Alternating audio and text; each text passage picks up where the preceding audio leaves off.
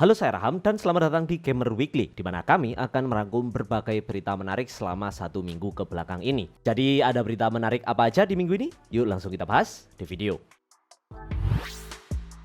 IP action JRPG baru dari Konami diumumkan. Rev Noir bukan remake, bukan remaster, tapi ini adalah action JRPG yang fresh. Yang bikin menarik, produsernya adalah Nobuki Kadoi, nama yang sebelumnya terlibat di proyek seperti Dragon Guard 2 dan Lord of Vermilion saat masih di Square Enix. Detailnya emang masih minim, tapi premisnya itu cukup kuat. Kalian main sebagai pemuda amnesia yang tiba-tiba terseret ke takdir besar setelah bertemu seorang gadis dengan kemampuan misterius. Dunianya dilanda fenomena bernama Lightfall.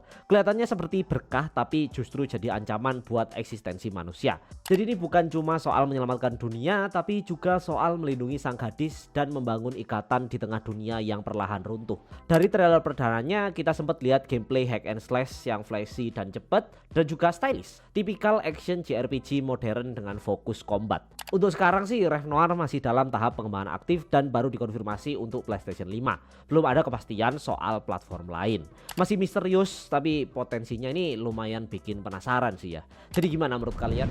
Kalau kalian tumbuh bareng seri .hack, ini kabar yang cukup gede. CyberConnect resmi ngumumin .hack Zero, action RPG baru di semesta .hack, dan ini bukan proyek dadakan. Game ini katanya udah dikerjain selama 10 tahun ke belakang. Yang bikin menarik itu adalah ini pertama kalinya dalam sejarah seri ini semuanya ditangani sendiri oleh CyberConnect 2 dari planning sampai rilis. Biasanya .hack itu kolaborasi bareng Bandai Namco Entertainment sebagai publisher, tapi kali ini Bandai Namco cuma ngasih izin, sisanya full creative control di tangan CyberConnect 2. Soal ceritanya sih .hack Zero masih main di dua dunia, virtual dan dunia nyata.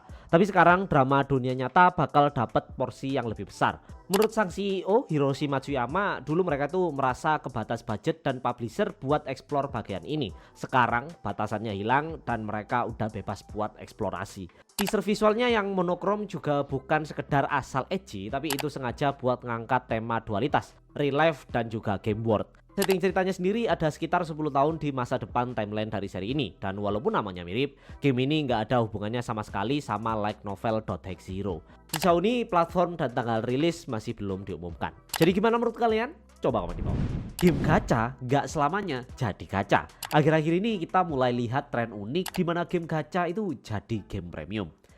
Ya, dari Octopath Traveler Zero yang dirilis beberapa waktu yang lalu sebagai game premium dan Another Eden Begins yang baru aja diumumkan sebagai game premium, dua game ini awalnya datang dari game gacha. Octopath Traveler Zero bawa cerita dari Champion of the Continent yang diperbarui dan disesuaikan dengan experience single player penuh. Sedangkan Another Eden Begins bawa cerita baru dengan 10 ending berbeda. Dari contoh ini tentu langkah yang menarik yang diambil pihak pengembang, di mana mereka itu membawa experience game gacha mereka ke sebuah game premium tanpa ada limitasi stamina, sistem gacha, bahkan nggak ada istilah FOMO. Sekali bayar kalian bisa menikmati dunia ini secara penuh. Karakter yang kalian suka itu nggak akan hilang cuma karena bannernya lewat. Dan kalau kita lihat game gacha lain seperti Trapnen yang sudah EOS, sebenarnya banyak dunia gacha yang punya potensi besar kalau dikemas ulang jadi game premium ketimbang bergantung sama sistem dari game gacha. Semoga sih emang game gacha jadi game single player premium adalah tren selanjutnya di industri game ya. Menurut kalian ini masa depan game yang lebih sehat atau cuma eksperimen buat beberapa game aja? Monster Hunter Wilds kayaknya bakalan beneran ke Switch 2 deh.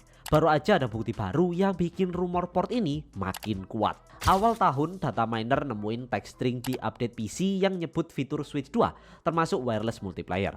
Sekarang di patch terbaru nemu lagi nih aset gambar tutorial yang nampilin lokal multiplayer Switch 2 di dalam file game. Menariknya patch terbaru itu justru menghapus text string Switch 2 yang sebelumnya ditemukan, jadi kayak sengaja dibersihkan. Data mine sebelumnya juga nyebutin adanya preset grafis Switch 2 dengan klaim 1080p saat docked, bahkan lebih baik dari preset very low di PC. Melihat Capcom yang udah aktif mendukung Switch 2 lewat Street Fighter 6 dan Kunitsugami Path of the Goddess plus sejarah Monster Hunter yang kuat di platform Nintendo, kayaknya emang nggak bisa kita tolak sih kalau bakalan kesana.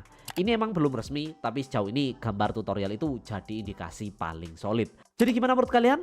Owner Nintendo Switch 2 excited gak? PlayStation 6 bakalan ditunda debutnya? Menurut laporan dari Bloomberg, Sony Group sedang mempertimbangkan penundaan perilisan PlayStation 6 ke 2028 atau bahkan 2029.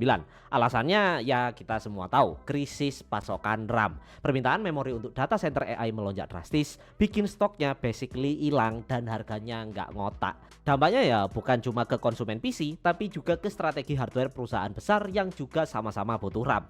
Sumber internal yang familiar dengan perencanaan Sony menyebut opsi penundaan ini sedang dibahas, tapi masih belum ada konfirmasi resmi. Kalau benar